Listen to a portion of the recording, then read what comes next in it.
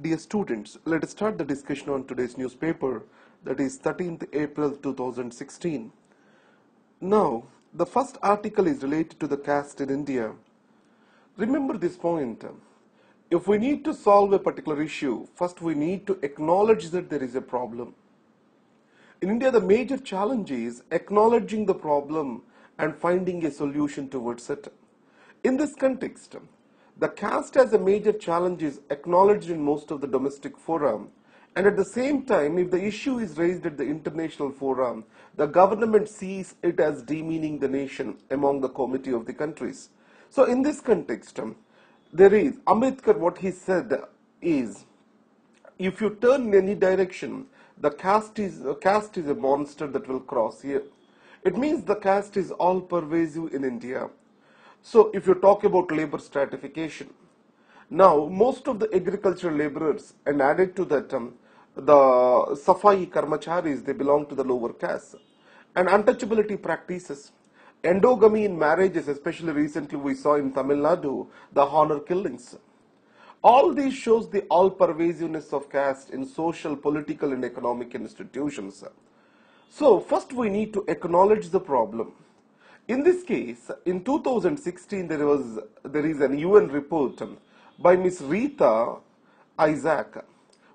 She's from Hungary. What she said is this: these caste-based discriminations, which are based on descent, is all pervasive, and more than 25 crores of the population across the world got exposed to this. In this, most of them are in India. And she took the National Crime Records Bureau's data to say that the crime against the Dalits have increased in India. And also, the practices such as manual scavenging, though they are prohibited, the state itself has institutionalized these practices. Railways, defense, local governments, they still employ the manual scavengers. But India is very hypersensitive to these comments, and it has raised its objections to the report with the UN. So in this context, there are two important answers given, or what we have to do. The first one is identity constructions. If you see, from the very beginning, caste is said to be believed, or caste is made to be believed, and there is a strong intellectual construct was made in the Varna system. So we need to demystify this intellectual construct. For this, what we have to do is, the culture and mentality of discrimination has to be fought from intellectual dimension itself. And the second is the political vision of Dalits. As of now, the political vision, it was confined to certain Dalit parties. More than that, Dalit is an exploitation, or it's a symbol for exploitation. Or there are many other identities that are flowing along with this exploitation. The women, and all these groups which are facing discrimination, they shall be part of this political vision. So, the political vision shall go beyond the caste, and it shall include an array of social movements. For example, Seva, Narmada Bachao Andolan, MKSS. All these can broaden the political vision of the oppressed, and it may give them the necessary voice. And coming to the articles with Latin America and growing hegemony of the United States. So last 2 decades were the most reflective of the growth of the left in Latin America. Now, for the understanding of this class, I am going to divide the phases of Latin America into 3. The first one is the phase of American hegemony. Most of this phase, it was dominated by the military rulers and dictators who are getting their support from the United States of America. And the second is the popular movements and growth of the left. Now, Hugo Chavez, he represents especially this phase. Now, here many institutions were created to sustain this leftist alliance among the Latin American countries. If you talk about Bolivian alliance, for the people of our America, Telesur and Energy Alliance, such as the Petro Caribe, Petrosur, all these are reflective of this growth of the left. Now, from 2004 onwards, a new phase has started. So it is declining left and growth of the right. So from 2008, in the post-recession phase, it has got intensified. There are many reasons for this. One is most of these economies are dependent on commodity prices. The wealth created due to the higher commodity prices, it was used for welfare activities. If you take in Brazil, you had this Bolsa Familia, so which is a welfare action. And even in Venezuela, all the welfare actions are based on the petrol prices. Brazil, it was based on the mineral wealth prices. And Chile is also based on the mineral wealth. So in this case, the welfare is centered around the wealth created on commodity prices. Now, as commodity prices are falling, these welfare programs are also taking a back seat. Already there is a sense of disengagement with the government, or anti-incumbency factor exists against these leftist governments. Now, slowly, Western aided media and the rightists, who are aided by the United States of America, so they are coming together to raise a slogan saying that the corruption is growing. So they exposing the corruption, or they are creating a notion of corruption is all pervasive in these countries, and this is ultimately leading to the people toppling these governments and giving the space for the rightist elements. Let us see these examples. If you go for Venezuela, Bolivarians, they lost the parliamentary elections. These are the Hugo Chavez group. So on the name of the Simon Bolivar, they are called as Bolivarians. Next, if you go to Bolivia itself, Evo Morales, almost is for the 3 times the president of the country. Now you want to seek the 4th time, but however the constitutional amendment necessary for that process did not move forward. If you come to Argentina, there are 2 groups over here. One is Peronists and the other one is bankers. The Peronists are the leftist group who believed in the Peronist ideal, the former president. They are known as 3 flags: social justice, economic independence, political sovereignty. Today, the Peronists lost the elections almost 7+ times. The Peronists have led this country. Now, Peronists lost it to the bankers, right? And if you go to Brazil, the Dilma Rousseff's government and previously Lula da Silva, all of them are facing the corruption charges, and Dilma government is before the impeachment now. Honduras, Manuel Zelaya, a coup has took place, and it finally overthrew Manuel Zelaya. And if you go to Peru and Chile, the countries, the leftist-oriented regimes, they were forcibly has to admit the rightist leaders into their cabinet to maintain peace with the United States of America. So these are the changes which are coming up on that part of the world. Coming to the keeping tigers in the green zone.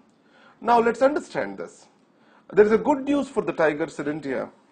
That is, for the first time after the declining phase was averted, and actually the tiger population is growing. It is not based on our statistics.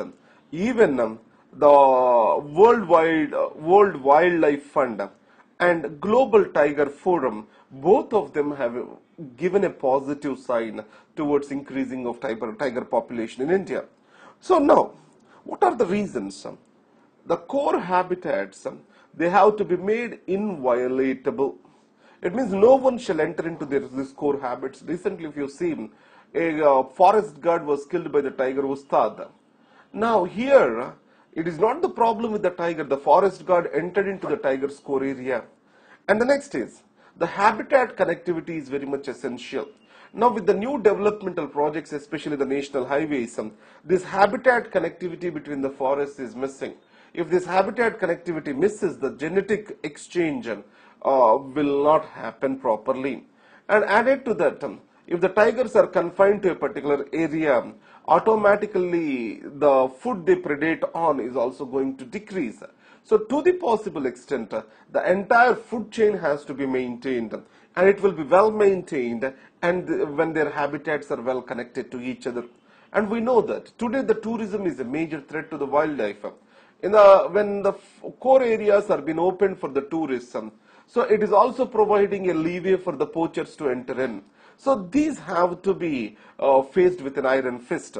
So these are the things which we need to do. And from the scope of the Project Tiger and National Tiger Conservation Authority, the government is also taking up the tiger breeding program, and 300 plus crores have been arranged for this. And also there is an international dimension to this poaching, where the tiger and its products have a huge demand in China, etc. So that point also you can cover in the question of the day. And coming to the, already I have discussed LSA, and then SISMOVA, and then BECA. There is no point in explaining these things further and further. So LSA, Logistics Supports Agreement, I will briefly say this, where India's military logistics can be used by United States, and the same case with India too. And similarly, this is about technological safety of the United States, where the highly sensitive sensors will be kept on the devices which will be sold or given to India. And the next is bilateral exchange and cooperation agreement. It talks about the sharing of geographical data and the real-time geographical data.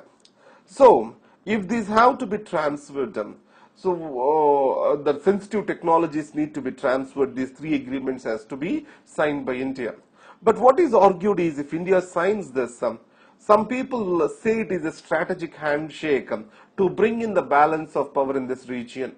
Others see it as it is an American embrace, where if India will lose its choices in the actions related to the international arena. So what we need to move forward is this. We have to go for a strategic handshake. At the same time, we shall have our own interests protected. So here, the logistic support agreement, though signed, if you see the statement of the Defense Secretary Ashton Carter, what he clearly said is this: it will not lead to deployment of US troops, or it will not facilitate basing of the US troops in India. So it is clearly said that the India will not be used for the US troops to base, and just it's an automation of the exchange of various actions and information. To that extent it will be confined. And coming to this Boko Haram, you know that recently the Chibok abductions, where girl children were abducted, and most of these girl children and their identity or else their address still, it was not traced out by the international community till date. Now, it is observed that Boko Haram is using children as defense shields, and also to perpetuate the suicidal blasts through them. So in this case, this is the clear violation of the rights of the children. LTTE did the same way. It has used the children and violated their rights. So it has to be fought. These organizations need to be fought internationally. Coming to Komgata Maru tragedy, the Prime Minister of Canada, Mr. Justin Trudeau, he wanted to apologize for the Komgata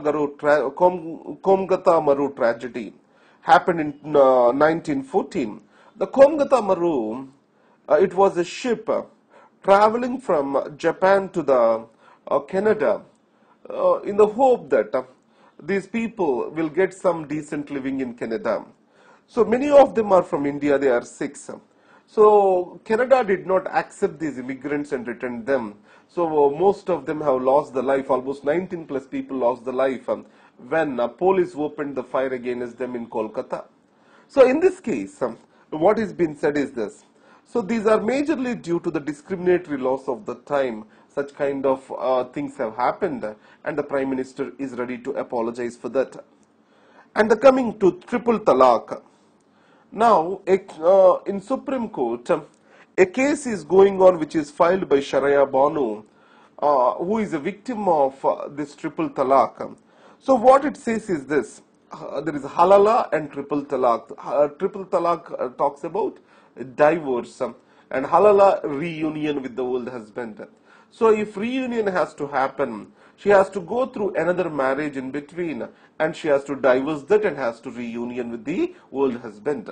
So if you see, many of the scholars say that the triple talaq is actually has to be exercised after all the reconciliation measures are being taken off, and it has to be spread over 90 days. But however, I mean, it's been mostly misused again as to discriminate against the women. So that is what has been said. Now, I am not an authority on this subject, but however, you apply your knowledge to talk about uniform civil code and why is it necessary for gender equality, and make your argument in such a way. Uniform civil code is not about imposing the law of one set of religion or people onto the other set. It is about bringing a uniform law and maintaining the equality based on gender, caste, etc. among the people. So try to see through this argument. Do India need a uniform civil code? Now coming to just press the play. So it talks about providing for the financial services to the small business. So in this case, the Raghuram Rajan and his initiatives have made a huge difference for India. So unified payments interface has been brought in by the National Payments Corporation of India, and it provides for a seamless payment connection to all the small businesses.